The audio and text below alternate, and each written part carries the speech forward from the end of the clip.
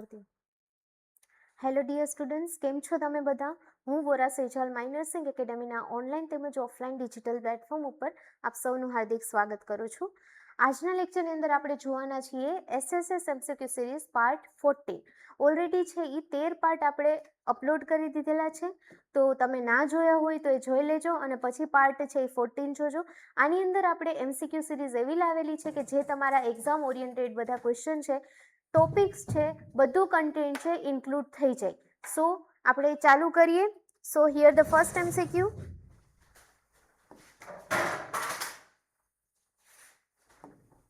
Dengue haemorrhagic ફીવરમાં રક્તવાહિનીઓમાંથી plasma leakage થવાનું મુખ્ય કારણ શું છે? ઓપ્શન એ, પ્લેટલેટ્સની સંખ્યા ઝડપથી ઘટવી, રક્તવાહિનીઓની અભેદ્યતામાં વધારો થવો, વાયરસ દ્વારા લીવરના કોષોનો નાશ થવો કે હિમોગ્લોબિનનું સ્તર અચાનક જ વધી જવું. A, B, C કે D? Comment the answer quick. A, B, C, D માંથી શું જવાબ આવશે? ઓકે, જુઓ આની અંદર શું થશે કે તમે છે ને વિચારી રહ્યા છો કે આ આન્સર ટીક કરી દઈએ, બરોબર, કે પ્લેટલેટ્સની સંખ્યામાં છે એ ઝડપથી ઘટી જાય, બટ એવું નથી. આની અંદર શું થશે? રક્તવાહિનીઓની અંદર અભેદ્યતામાં વધારો થવો જોઈએ. ચાલો,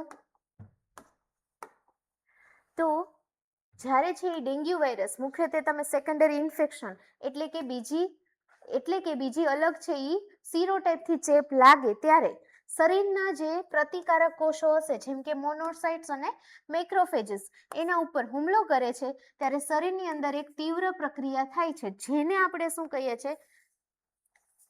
સાઇટોકાઇન સ્ટોર્મ. યાદ રાખી લેજો.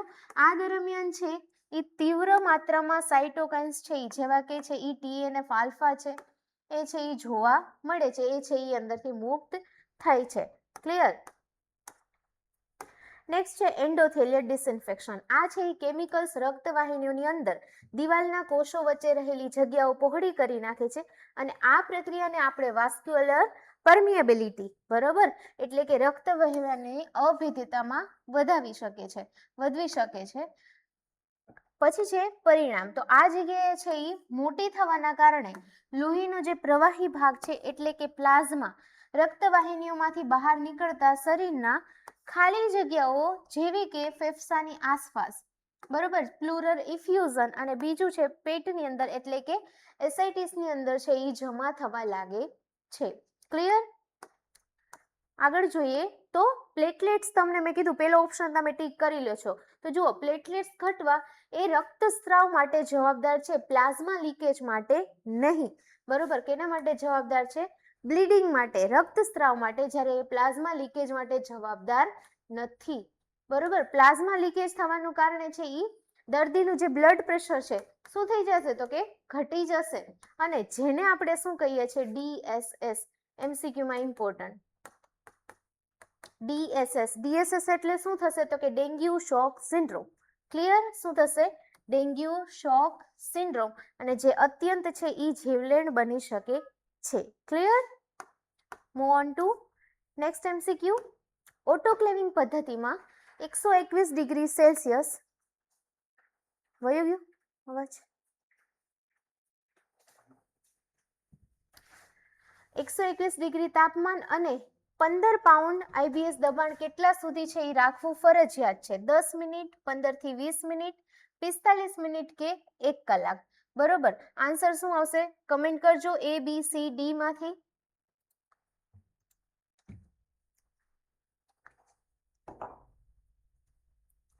ઓકે, 10 મિનિટ, 15 થી 20, 45 કે 1 કલાક. શું આન્સર આવશે આની અંદર? બી છે એ તમારો સાચો આન્સર આવશે. ઓકે, તમને છે એ દેખાડું કઈ રીતે? તો જુઓ, સ્ટરીલાઇઝેશનના સિદ્ધાંતની વાત કરીએ તો ઓટોક્લેવ એ ઘરના પ્રેશર કુકર ના સિદ્ધાંત ઉપર કામ કરે છે. કઈ રીતે? તો કે મોઇસ્ટ હીટ સ્ટરીલાઇઝેશન, એટલે કે ભેજયુક્ત ગરમી દ્વારા અણુના જીવાણુનાશકની ક્રિયા, બરોબર. માત્ર ગરમ પાણી કે વરાળ કરતા જ્યારે છે વરાળને દબાણ એટલે કે પ્રેશર હેઠળ રાખવામાં આવે છે ત્યારે તેનું તાપમાન કેટલું? તો કે 100 થી વધીને આપણે 121 સુધી પહોંચે છે. સમય અને તાપમાનની વાત કરીએ તો માઇક્રોબાયોલોજીનો જે નિયમ છે એના મુજબ 121 ડિગ્રી સેલ્સિયસ અને 15 પાઉન્ડ પ્રતિ ઇંચનું દબાણ છે, જ્યારે સળંગ 15 થી 20 મિનિટ માટે, યાદ રાખજો, 15 થી 20 મિનિટ માટે જાળવી રાખવામાં આવે ત્યારે જ વરાળની અંદર છે એ ગુપ્ત ગરમી મતલબ કે લેટેન્ટ હીટ તમે કયો એ છે એ મેડિકલ સાધનોના ખૂણે ખૂદે સુધી પહોંચી શકે છે, મતલબ કે ઇન્સ્ટ્રુમેન્ટ ક્લિયરલી છે એ શું થઈ શકે, ઓટોક્લેવ થઈ શકે છે. ડન.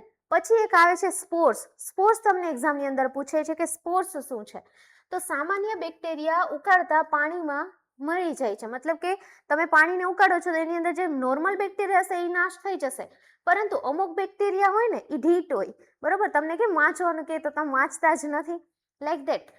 તો જેવા ટીટેનસ અને ધનુર જેવા ફેલાતા ક્લોસ્ટ્રીડિયમ ટીટીની, બરોબર, પોતાના બચાવ માટે શું કરી લે કે કવર બનાવી લે છે. હું તમને કંઈક પૂછું, ભાઈ કેમ નહોતું કર્યું આજે વર્ક, તો તમે એમ કહેશો બહારના તમારા પાસે સોલિડ હોય, જેમ આ બેક્ટેરિયા શું કરે કે બહાર કવર બનાવી લે છે, સેમ લાઈક ધેટ. તમે બાનું મારો કે મેડમ મારે છે ને બહાર જવાનું થઈ ગયું હતું, હું છે ને આ બીજું વર્ક કરતી હતી ને તો આ રિવાઇઝ ના થયું, બરોબર. તો તમે એક કવર બનાવી લીધું, તમે તમારી જાતને પ્રોટેક્ટ કરી લીધી. એમ જ આ બેક્ટેરિયા શું કરે છે, પોતે છે એ પ્રોટેક્ટ થઈ જાય છે, એક કવર બનાવી લે, એક શિલ્ડ બનાવી લે છે, બરોબર. તો કઠણ કવચ બનાવી લે છે, જેને આપણે કહેવામાં આવે છે સ્પોર્સ. અને આ સ્પોર્સ છે એ અત્યંત શક્તિશાળી હોય છે. આ સ્પોર્સના પ્રોટીનને તોડવા, બરોબર, એના માટે 121 ડિગ્રી તાપમાને 20 મિનિટ સુધીનો સમય આપવો વૈજ્ઞાનિક રીતે અનિવાર્ય છે. જો સમય ઓછો રાખવામાં આવે તો સાધનો 100% છે એ જંતુ મુક્ત થતા નથી. તમારે કન્ટિન્યુ એને શું કરવું પડે છે, તો કે એને છે એ ઉકાળવું પડે છે. કેટલી મિનિટ સુધી? 20 મિનિટ સુધી. કેટલા ડિગ્રી? તો 121 degree Celsius. Clear? Move on to next question. Public હેલ્થમાં નિયર મિસ મેટર્નલ મોર્બિડિટી એટલે શું? ઓપ્શન એ ગર્ભાવસ્થા દરમિયાન સામાન્ય તાવ આવવો, ઓપ્શન બી પ્રસૂતિ સમયે સ્ત્રી મૃત્યુ પામવી, ઓપ્શન સી સગર્ભા સ્ત્રી ગંભીર જટિલતાને કારણે મરતા બચી જવી, કે ઓપ્શન ડી નવજાત શિશુનું જન્મના થોડા સમયમાં મૃત્યુ થવું. એ, બી, સી ઓર ડી. યાદ રાખજો, આ નિયર મિસ છે એમાંથી વારે વારે તમારે એમસીક્યુમાં છે એ ક્વેશ્ચન છે એ પૂછાતો હોય છે. શું આવશે આન્સર?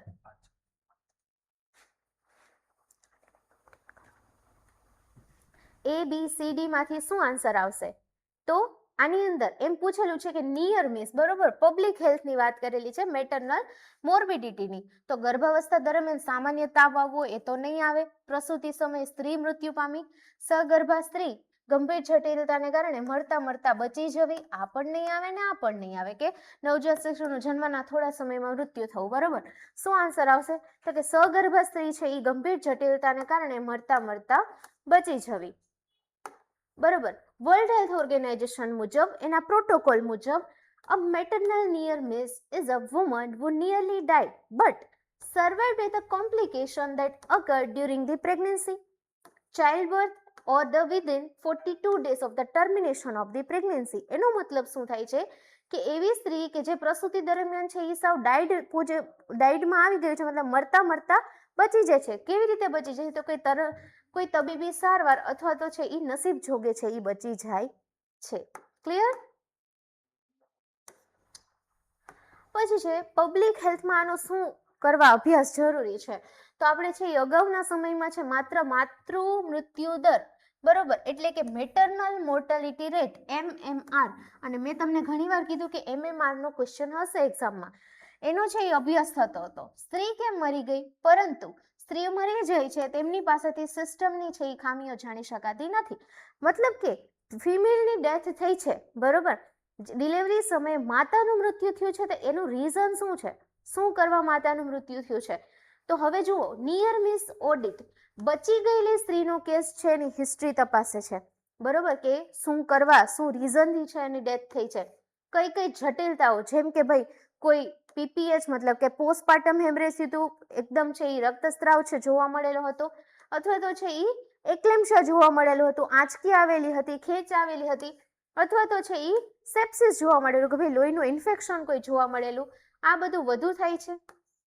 હોસ્પિટલમાં લોહી સમયસર મળ્યું નહોતું, મતલબ કે બ્લડની નીડ હતી પણ બ્લડ મળ્યું નહીં, તો પછી કે ડેથ થઈ છે, અથવા તો એમ્બ્યુલન્સ છે એ મોડી આવી, ઘણા બધા રીઝન હોઈ શકે છે. તો આવી બધી તમામ ખામીઓ આ કેસના અભ્યાસથી પકડી શકાય છે, જેથી ભવિષ્યમાં કોઈ બીજી સ્ત્રીને એવું ના થાય ને આપણે એને બચાવી શકીએ. Clear? Next MCQ. Multiple myeloma અથવા તો હાડકાના ગંભીર કેન્સરમાં કયું અસામાન્ય પ્રોટીન પેશાબમાં જોવા મળે છે? એ છે આલ્બ્યુમિન પ્રોટીન, બી છે બેન્સ જોન્સ પ્રોટીન, સી છે ગ્લોબ્યુલિન અને ડી છે prothrombin protein. A, B, C or D? Comment the answer. શું આવશે આની અંદર? ચલો, એલ્બ્યુમિન, બેન્સ જોન્સ, ગ્લોબ્યુલિન કે પ્રોથ્રોમ્બિન? શું આવશે? એલ્બ્યુમિન બી નહીં આવે, બેન્સ જોન્સ આવશે, આ પણ નહીં આવે, પ્રોથ્રોમ્બિન પણ નહીં આવે, ગ્લોબ્યુલિન પણ નહીં આવે. ક્લિયર? આન્સર શું તમારો આવશે?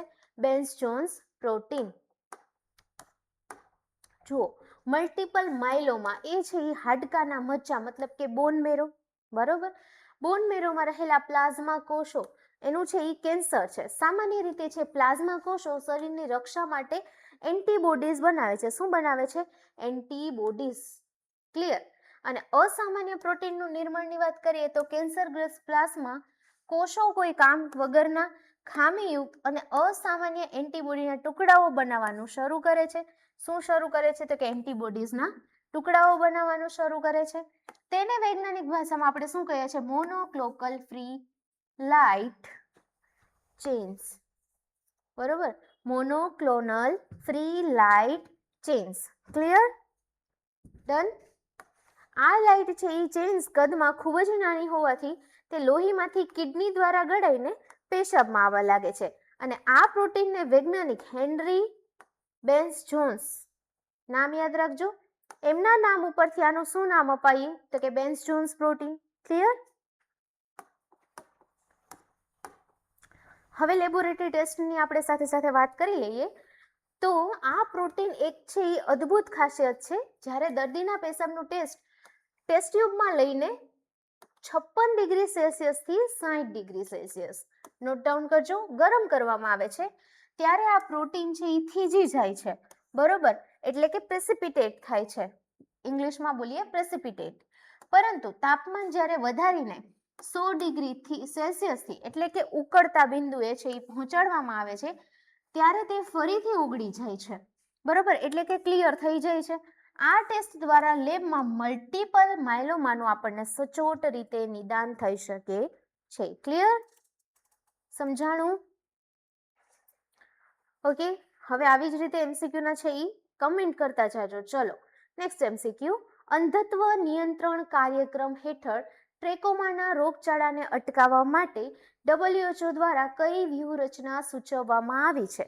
ઓપ્શન એ ફાસ્ટ વ્યૂહરચના, ઓપ્શન બી સેફ વ્યૂહરચના, ઓપ્શન સી ડોટ્સ વ્યૂહરચના કે ઓપ્શન ડી MDT વ્યૂહરચના? A, B, C or D? શું આવશે આન્સર? આપણને શું ક્વેશ્ચનમાં પૂછેલું છે? તો કે ટ્રેકોમાના રોગચાળાને અટકાવવા માટે WHO દ્વારા કઈ વ્યૂહરચના છે એ સૂચવવામાં આવેલી છે. હવે એમાં તમે આ ફાસ્ટ લઈ લો, આ ડોટ્સ લઈ લો, તો આ બંને કેના માટેની છે? તો કે TB માટેની છે. બરોબર? પણ એમાં આ છે ફાસ્ટ વ્યૂહરચના છે એ શેના માટેની છે? તો કે ઈ છે ઈ કેના માટે? તો કે જે આખું જે ફેલાવો થાય છે, ફેલાવા માટે. બરોબર? અને ડોટ્સનું તો ફૂલ ફોર્મ તમને ખબર હશે, શું થશે? કમેન્ટમાં મને જણાવો ડોટ્સનું ફૂલ ફોર્મ શું થશે. પછી જે આ MDT છે એનું નામ શું છે? મલ્ટી ડ્રગ ટ્રીટમેન્ટ ઓર મલ્ટી ડ્રગ થેરાપી. ક્લિયર? તો MDT શેના માટે હોય છે? કુષ્ઠ રોગ માટે, અથવા તો તમે શું બોલો છો? લેપ્રેસી. બરોબર? તો આની અંદર શું આન્સર આવશે? આપણને તો ટ્રેકોમા પૂછેલું છે, તો આઈ છે ટ્રેકોમા માટે હોય છે. સેફ વ્યૂહરચના.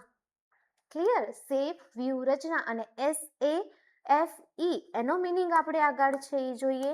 ચલો, તો સૌથી પહેલા તો જોઈએ કે ટ્રેકોમા તો ક્લેમિડિયા ટ્રેકોમિટસ નામના બેક્ટેરિયાથી થતો આંખનો અત્યંત ચેપી રોગ છે. ક્લિયર?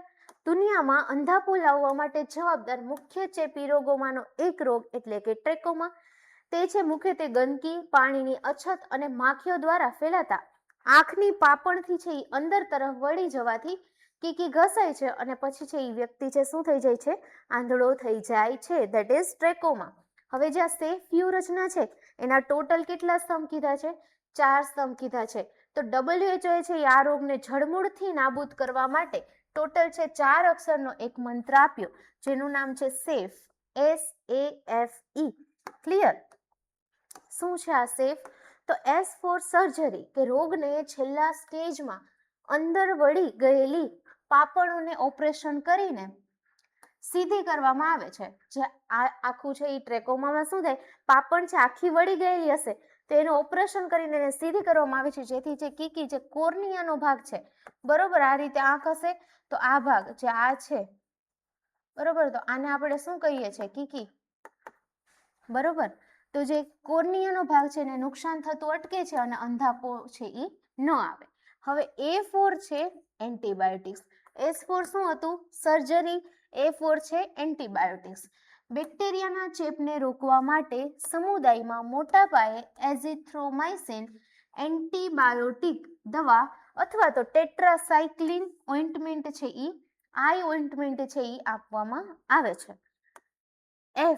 F ફોર શું થશે, ફેશિયલ ક્લીનલીનેસ, એટલે કે ચહેરાની સ્વચ્છતા. બાળકોના મોં અને આંખો નિયમિત પાણીથી સાફ કરવા રાખવાની સમજણ અપાય છે. જો ચહેરો સાફ હશે તો આંખ પર છે માખીઓ બેસશે નહીં અને ચેપ છે એક બાળકમાંથી બીજા બાળકમાં ફેલાઈ શકશે નહીં. અને લાસ્ટ E ફોર શું થશે, એન્વાયરમેન્ટલ ઇમ્પ્રુવમેન્ટ. ક્લિયર? તો પર્યાવરણ સુધારણા, એટલે કે ગામમાં શૌચાલય બનાવવા, માખીઓનો નાશ છે એ કરવો અને શુદ્ધ પાણીની વ્યવસ્થા છે એ કરવી, જેથી છે રોગ ફેલાવાથી વાતાવરણ છે, બરોબર, વાતાવરણ છે એ નાબૂદ થઈ જાય જે રોગને ફેલાવે છે. ક્લિયર? તો ટોટલ છે એ WHO દ્વારા આપવાની સેફ વ્યૂહરચના કયા રોગ માટે, કમેન્ટમાં જણાવો. અને સેફ નું મિનિંગ શું થશે, S for surgery, A for antibiotics, F for facial cleanliness અને E ફોર એન્વાયરમેન્ટલ ઇમ્પ્રુવમેન્ટ. બરોબર, એટલે કે પેલું તો સર્જરી, પછી એન્ટીબાયોટિક, ચહેરાની સ્વચ્છતા અને પર્યાવરણીય સુધારણા. ક્લિયર? ચલો નેક્સ્ટ MCQ છે, કયા રોગચાળાના અભ્યાસમાં વેબ ઓફ કોઝેશન સિદ્ધાંત સૌથી વધુ સચોટ સાબિત થાય છે? શું છે ક્વેશ્ચનની અંદર છે કે કયા રોગચાળાના અભ્યાસની અંદર વેબ ઓફ કોઝેશન સિદ્ધાંત છે સૌથી વધુ સચોટ સાબિત થાય છે? કોલેરા, ટાઇફોઇડ, હૃદય રોગ અને કેન્સર કે પછી મલેરિયા? A, B, C કે D? શું આવશે આની અંદર આન્સર? ઓકે, કમેન્ટ કરો, જોઈએ શું આન્સર આવશે. જુઓ ભાઈ, આપણને પૂછેલું છે વેબ ઓફ કોઝેશન. હવે વેબ ઓફ કોઝેશન આવે એટલે NCD નો મતલબ શું થાય, નોન કમ્યુનિકેબલ ડિઝીઝ.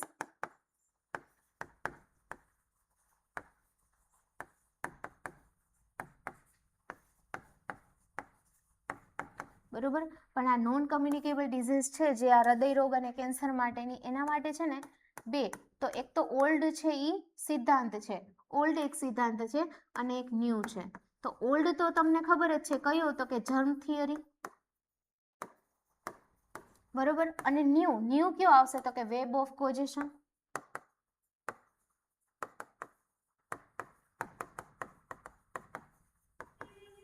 બરોબર, વેબ ઓફ કોઝેશન. શું આન્સર આવશે તમારો? C. બરોબર, કે રોગચાળાના કયા અભ્યાસની અંદર વેબ ઓફ કોઝેશન સિદ્ધાંત સૌથી વધુ ક્યાં છે એ વધુ સચોટ સાબિત થાય છે તો કે હૃદય રોગ અને કેન્સર, NCD. જુઓ, અગાઉ છે પબ્લિક હેલ્થમાં સિંગલ કોઝ નો સિદ્ધાંત હતો, બરોબર, જેમ કે જો શરીરની અંદર વિબ્રિયો કોલેરી જીવાણુ પ્રવેશે તો તરત જ છે એ કોલેરા થાય છે, મતલબ કે સિંગલ નો જ હતો, કે આવી રીતે જ હતું કે સિંગલ કોઝ છે, એક જ કોઝ છે, આ જ રીતે ફેલાવો થાય છે, ધેટ્સ ઇટ. એવું હતું કેની અંદર તો કે જૂનો સિદ્ધાંત એવો હતો, જર્મ થિયરીમાં એવું હતું. આને છે એ ચેપી રોગોનું એજન્ટ હોસ્ટ એન્વાયરમેન્ટ મોડેલ કહેવામાં આવે છે. શું કહેવામાં આવે છે? Agent host environment. નવો સિદ્ધાંત શું છે તો પરંતુ ડાયાબિટીસ છે, હૃદય રોગ છે, બરોબર, પછી છે એ કાર્ડિયોવાસ્ક્યુલર ડિઝીઝ છે જે હૃદય રોગ જ કહેવાય, અને કેન્સર જેવા બિનચેપી રોગો, બરોબર છે, NCD, એટલે કે નોન કમ્યુનિકેબલ ડિઝીઝ. બરોબર, ફૂલ ફોર્મ વારે તમને એક્ઝામમાં પૂછે છે. જ્યારે હું તમને કહેવાનું ફૂલ ફોર્મ શું થાય એટલે નોટ ડાઉન કરી લેવાનું, આરામથી એક્ઝામમાં હશે જ એવા MCQ. ફૂલ ફોર્મ વાળા પૂછે કે માની લો 5 થી 7 પૂછાણા, તો તમે આટલા સરસ ફૂલ ફોર્મ કરેલા છે તો 7 માર્ક તો બેઠા ને તમારા. ચલો, આની અંદર છે કે NCD માટે કોઈ એક ચોક્કસ જંતુ જવાબદાર નથી. આ રોગો પાછળથી અનેક પરિબળો કરોડિયાના ઝાડાની જેમ એકબીજા સાથે છે એ ગૂંથાયેલા હોય છે. ક્લિયર? હવે આની રચના તો તમે ઉદાહરણ તરીકે લઈ લ્યો કે હૃદય રોગ અથવા તો પાછળ કોઈ બેઠાડું જીવન અથવા તો વધુ પડતી છે એ ચરબીવાળો ખોરાક લેતા હોય, ધૂમ્રપાન હોય, માનસિક તણાવ હોય અથવા તો જેનેટિક કોઈ પરિબળ હોઈ શકે છે, વધતી ઉંમર હોઈ શકે છે અને હાઈ બીપી, બરોબર, એવી છે એ 20 થી વધુ પરિબળો ભેગા મળીને કામ કરે છે. જો આ ઝાડામાંથી કોઈ એક છે કડી, બરોબર, જેમ કે ધૂમ્રપાન બંધ કરવું અથવા તો કસરત છે એ શરૂ કરવી, બરોબર, એને તોડવામાં આવે તો રોગ થવાનું જોખમ ઘટાડી શકાય છે. આથી જ છે એ એનસીડીના અભ્યાસની અંદર વેબ ઓફ કોઝેશન સૌથી શ્રેષ્ઠ છે એ માનવામાં આવે છે. ક્લિયર? ડન? સમજાઈ ગયું? Okay, move on to next MCQ. ફાઇલેરિયાસિસ એટલે કે હાથી પગું. એના રાષ્ટ્રીય સર્વેલન્સ માટે લોહીના નમૂના માત્ર રાત્રે 10 થી સવારે 2 વાગ્યા વચ્ચે જ કેમ લેવામાં આવે છે? ઓપ્શન એ, રાત્રે મચ્છરો વધુ કરડે છે એટલે.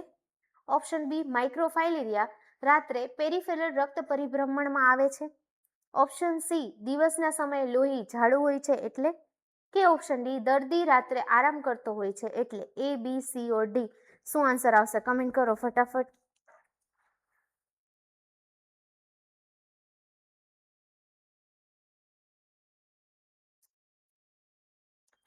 શું લખશું આપણે આનો આન્સર કે ભાઈ રાત્રે કરડે મચ્છર એટલે કે પછી દિવસના સમયે કે પછી આ? મેડમ આન્સર આવશે બી. ઓકે, શું આવશે? માઇક્રોફાઇલેરિયા રાત્રે છે એ પેરિફરલ રક્ત પરિભ્રમણમાં આવે છે. ક્લિયર? Very good Manisha. ચલો, તો આની અંદર જોઈએ તો જીવ વિજ્ઞાનનો નિયમ, બરોબર, હાથી પગ રોગ છે કરનાર કૃમિ એના બાળ જીવાણુઓને માઇક્રોફાઇલેરિયા કહે છે, બરોબર. આ છે વેન્કોરિયા બેનક્રોફ્ટી. આપણે તમને યાદ હોય તો લેક્ચરની અંદર આ આવી ગયું છે થિયરીમાં આપણા, બરોબર. આ જીવાણુઓ અદ્ભુત જૈવિક ઘડિયાળ ભાઈ સર્કેડિયન રિધમ ઉપર છે હોય છે અને તેને નોક્ચ્યુરલ પેરિયોડિસિટી, બરોબર, એટલે કે રાત્રિના સમયની આવર્તતીતા કહે છે. Clear? Yes or no? Okay, જોઈએ આગળ. દિવસ અને રાત્રિની સફર કે દિવસ દરમિયાન આ માઇક્રોફાઇલેરિયા છે એ શરીરની અંદરના ભાગમાં આવેલી જે મોટી રક્તવાહિનીઓ છે અને ફેફસાના રક્ત પરિભ્રમણ છે એમાં છુપાયેલા રહે છે, પરંતુ રાત્રે છે 10 થી 2 વાગ્યાની વચ્ચે તેઓ ત્વચાની સાવ નજીક આવેલી જે નાની નસો છે એટલે તમે પેરિફેરલ સર્ક્યુલેશન કહી શકો એમાં છે એ આવી જાય છે. પછી છે મચ્છરો સાથે શું સંબંધ છે? તો કે આ સમયે જે ક્યુલેક્સ મચ્છર છે, ક્યુલેક્સ મચ્છર, બરોબર, એના કરડવાથી સમય સાથે બરાબર મેચ થાય છે. મચ્છર જ્યારે રાત્રે લોહી ચૂસે છે ત્યારે જીવાણુઓ મચ્છરના શરીરમાં પ્રવેશી શકે તે માટે કુદરતે વ્યવસ્થા બનાવી લીધી છે. આ આરોગ્ય કાર્યક્રમ દિવસના સમયે છે દર્દીની આંગળીમાંથી લોહીનું ટીપું, બરોબર, જે બ્લડ સ્મિયર લે છે તે છે લોહીમાં એક પણ જંતુ જોવા મળશે નહીં અને ટેસ્ટ છે એ ખોટો, મતલબ કે ફોલ્સ છે, નેગેટિવ છે એ ટેસ્ટ આવશે. તેથી રાત્રિ સર્વેલન્સ છે એ ખૂબ જ ફરજિયાત છે. Done? Move on to next question. Biomedical waste management નિયમ મુજબ ઓપરેશન દરમિયાન કાઢવામાં આવેલા માનવ અંગોને કઈ બેગમાં નિકાલ કરવો જોઈએ? પીળી બેગ, લાલ બેગ, વાદળી બેગ કે પછી કાળી bag? A, B, C or D. Comment the answer. ચલો ફટાફટ કમેન્ટ કરો ABCD માંથી શું આવશે. અને આ MCQ છે વારે વારે એક્ઝામમાં રિપીટ થાય છે. મનીષા, જયા, ચલો આન્સર કરો, જોઈએ શું આવશે આની અંદર આન્સર. ક્વેશ્ચનમાં એવું પૂછેલું છે કે જે BMW છે ભાઈ, કારની BMW બાયોમેડિકલ વેસ્ટ, એના મુજબ ઓપરેશન દરમિયાન કાઢવામાં આવેલા જે એનાટોમિકલ વેસ્ટ કહીએ અથવા તો તમે માનવ અંગો બોલો એને કઈ બેગમાં નિકાલ કરે ભાઈ? પીળી બેગ, લાલ, વાદળી કે કાળી? શું આવશે ભાઈ આન્સર? 8માં A. Very nice Manisha. શું આવશે? Yellow bag. તો બાયોમેડિકલ વેસ્ટના નિયમો મુજબ જે કચરાને ઉચ્ચ તાપમાને બાળી નાખવાની હોય, બરોબર, અથવા તો ઊંડો દાટી છે એ દાટી દેવાની હોય તો તેને હંમેશા કેમ આ યલો બેગની અંદર, પીળી બેગની અંદર નાખવામાં આવે છે. આ કચરો પીળી બેગમાં જ જાય. માનવ શરીરના અંગો હોય, એનાટોમિકલ વેસ્ટ હોય, હ્યુમન એનાટોમિકલ વેસ્ટ, જેવા કે ભાઈ ઓપરેશનમાં કાઢેલા કોઈ એપેન્ડિક્સ છે, બરોબર, પ્લાસેન્ટા છે, ગર્ભનાળ છે, બરોબર, ટ્યુમર છે, લોહીથી ખરડાયેલા કોઈ પાટા છે, રૂ છે, અથવા તો કોઈ ડ્રેસિંગ એવું મટીરિયલ છે, અને એક્સપાયર થયેલી જે સાઇટોટોક્સિક એટલે કે કેન્સરની દવાઓ છે, આ બધું કેની અંદર જાય છે? તો કે યલો બેગની અંદર. ક્લિયર થયું?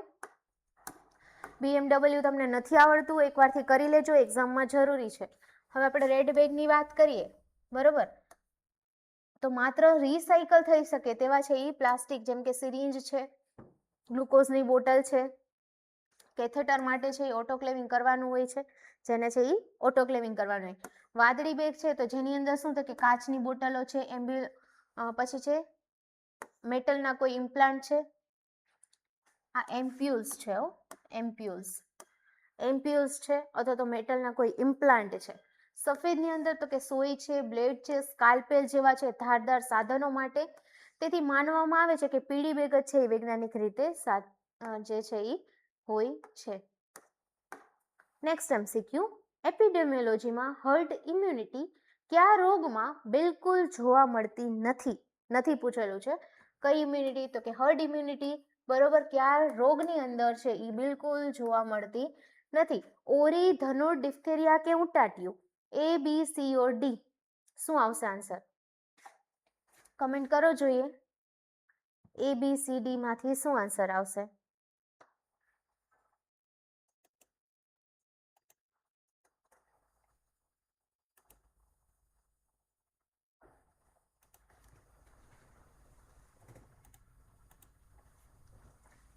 ચલો, ઓરી આવે, ધનુર આવે, ડિફ્થેરિયા આવે કે ઉટાટિયું આવે? ધનુર રાખવું છે કે ડિફ્થેરિયા રાખવું છે? ઓકે, જુઓ, સૌથી પહેલા તો આજે ઇમ્યુનિટી કે જ્યારે કોઈ સમાજમાં મોટા ભાગના લોકો, બરોબર, 85 થી 95% કોઈ ચેપી રોગ સામે પ્રતિકારક શક્તિ મેળવી લે છે, ત્યારે રોગના જંતુઓ એક માણસમાંથી બીજા માણસમાં છે એ ફેલાઈ શકતા નથી. પરિણામે છે સમાજના જે બાકી રહેલા થોડા જે લોકો છે રસી નથી લીધી તેઓ પણ છે એ આપોઆપ આનાથી સુરક્ષિત થઈ જાય છે. અને આ જે ટોળાની રોગ પ્રતિકારક શક્તિ એટલે કે હર્ડ ઇમ્યુનિટી કહેવામાં આવે છે. બરોબર, નોટ ડાઉન કરી લેજો હર્ડ ઇમ્યુનિટી શું છે. ક્લિયર? જુઓ આગળ કે ધનુર એમાં કેમ અપવાદ છે? તો કોઈ માણસના સંપર્કથી ફેલાતો રોગ નથી, નોન કમ્યુનિકેબલ, બરોબર. તે છે એ બેક્ટેરિયા ક્લોસ્ટ્રિડિયમ ટીટેની, બરોબર, માટી, ધૂળ, કાંટાવાળા લોખંડ અને પ્રાણીઓના મળમાં કાયમ છે એ જીવતા રહે છે. પછી છે વ્યક્તિગત રક્ષણ, તો જો આખા ગામના લોકોને ધનુરની રસી લીધેલી હોય તો પણ છે એ રસી ન લીધેલા એકમાત્ર વ્યક્તિને રસ્તા પર પતરા કે કાચ વાગે તો માટીમાંથી બેક્ટેરિયા સીધા શરીરમાં પ્રવેશીને એને ધનુર કરી શકે છે. ક્લિયર? અને આ રોગમાં જંતુઓ છે એ પર્યાવરણમાંથી સીધા હુમલો કરતા હોવાથી આસપાસના લોકોની રોગ પ્રતિકારક શક્તિ તમને કોઈ છે રક્ષણ આપી શકતી નથી. તેથી ધનુર છે, ધનુરની અંદર છે હર્ડ ઇમ્યુનિટી શૂન્ય હોય છે. બરોબર, સમજ આવે છે ને કેમ કોને કહેવાય હર્ડ ઇમ્યુનિટી? આજના લેક્ચરનો લાસ્ટ MCQ, બાળકમાં ક્વાશિયોકોર અને મરાસ્મસ વચ્ચે મુખ્ય તફાવત કયો છે? ઓપ્શન A, મરાસ્મસમાં સોજા આવે, ક્વાશિયોકોરમાં નહીં. ઓપ્શન B, ક્વાશિયોકોરમાં પ્રોટીનની તીવ્ર ઉણપથી સાથે સોજા આવે છે, જ્યારે મરાસ્મસમાં માત્ર કેલરીની ઉણપથી શરીર સુકાઈ જાય છે. ઓપ્શન C, મરાસ્મસ માત્ર મોટા બાળકોમાં થાય છે. ઓપ્શન D, ક્વાશિયોકોરમાં વાળનો રંગ બદલાતો નથી. A, B, C or D? Comment કરો જોઈએ આન્સર. મેં તમને ઘણી વાર કીધેલું છે ક્વાશિયોકોર અને મરાસ્મસ એક્ઝામ માટે અત્યંત મહત્વનું છે. મનીષા, તમારો આન્સર શું છે? B. ચલો હજુ ગેસ કરી લેજો ભાઈ, ABCD માંથી શું આવશે? ચલો, એનીવન? ઓકે, જુઓ, તો ક્વાશિયોકોરમાં પ્રોટીનની તીવ્ર ઉણપ સાથે સોજા આવે, જ્યારે મરાસ્મસમાં માત્ર કેલરીની ઉણપથી. PEM ના તમને ખબર છે બે પ્રકાર છે, ક્વાશિયોકોર અને મરાસ્મસ. આ બંને પ્રોટીન એનર્જી માલ ન્યુટ્રિશન એટલે કે PEM એના કુપોષણ તીવ્રના છે એ પ્રકારો છે. બંનેની અંદર જે શરીરની સ્થિતિ છે સાવ અલગ અલગ હોય છે. જોઈએ આપણે તો સૌથી પહેલા ક્વાશિયોકોરની વાત કરીએ તો પ્રોટીનની ઉણપથી થાય. આ રોગ ત્યારે થાય જ્યારે બાળકને છે એ કેલરી કાર્બોહાઈડ્રેટ મળતી હોય પરંતુ પ્રોટીન બિલકુલ છે મળતું ન હોય. જેમ કે બીજા બાળકનો જન્મ થતા પહેલા છે બાળકને સ્તનપાન બંધ કરાવીને માત્ર સ્ટાર્ચ વાળો ખોરાક આપવો. લોહીમાં પ્રોટીન ઘટવાને કારણે રક્તવાહિનીઓનો છે એ એન્કોટિક દ્રવ્યાંક છે એ ઘટી જાય છે અને પ્રવાહી પેશીઓમાં ભરાઈ જાય છે. આના કારણે બાળકના છે હાથ પગ અને મોં પર છે એ સોજા આવે છે અને બાળક છે ઈ હુસ્ટ ગોળ મટોળ છે એટલે કે મૂન ફેસ. એક્ઝામમાં તમને પૂછાશે કેવું ફેસ થઈ જાય, તો મૂન ફેસ છે આની અંદર જોવા મળે છે. પણ વાસ્તવિકમાં છે તે ગંભીર બીમાર હોય છે. બરોબર, આમાં વાળનો રંગ પણ છે એ બદલાઈને કેવો તો કે ફ્લેગ સાઇન કહેવાય આને, લાલ અને ભૂખરો થઈ જાય, ભૂરા કલરનો થઈ જાય. બરોબર, તો એક્ઝામ માટે યાદ રાખી લેજો, એક અહીંયાથી ક્વેશ્ચન નીકળે ને એક આ ફેસ વાળામાંથી નીકળે. અને આ તો તમને ખબર પડી ગઈ કે પ્રોટીનની ઉણપથી. ડન. હવે જોઈએ મરાસ્મસ. તો કેલરી અને પ્રોટીન બંનેની ઉણપથી. ક્લિયર? તો આમાં છે બાળકના ખાવા માટે ખોરાક જ નથી મળતો. બરોબર, સ્ટારવેશન જોવા મળે છે. શરીરમાં છે એનર્જી ન હોવાથી ચરબી અને સ્નાયુઓ સાવે સાવ ઓગળી જાય છે અને બાળકના શરીરની અંદર સોજા હોતા નથી. બરોબર, જ્યારે ઓલાની અંદર સોજા હોય છે, ચામડી છે કરચલી વાળી થઈ જાય છે અને બાળક છે એ કેવો લાગે તો કે ઘરડા માણસ જેવું, મતલબ કે ઓલ્ડ મેન ફેસ અથવા તો તમે કહી શકો મંકી ફેસ. બરોબર, દેખાય છે. એક્ઝામની અંદર પૂછાશે તમને કેવું ફેસ દેખાય છે. ઓલામાં મૂન ફેસ હતું, આમાં મંકી ફેસ છે. સોજાની હાજરી તો ક્વાશિયોકોર અને ગેરહાજર તો મરાસ્મસ. બરોબર, જો સોજાની હાજરી હોય તો ક્વાશિયોકોર અને ગેરહાજરી હોય તો મરાસ્મસ. આ એ જ છે એ બંને વચ્ચેનો મુખ્ય તફાવત ગણી શકાય છે. ક્લિયર થયું ભાઈ? ક્વાશિયોકોર અને મરાસ્મસ. એક્ઝામ માટે આ ટોપિક પણ એટલો જ મહત્વનો છે. ઓકે, સો આપણે ફરી પાછા મળીએ ન્યૂ સિરીઝની અંદર ન્યૂ MCQ સાથે. ત્યાં સુધી થેન્ક યુ સો મચ.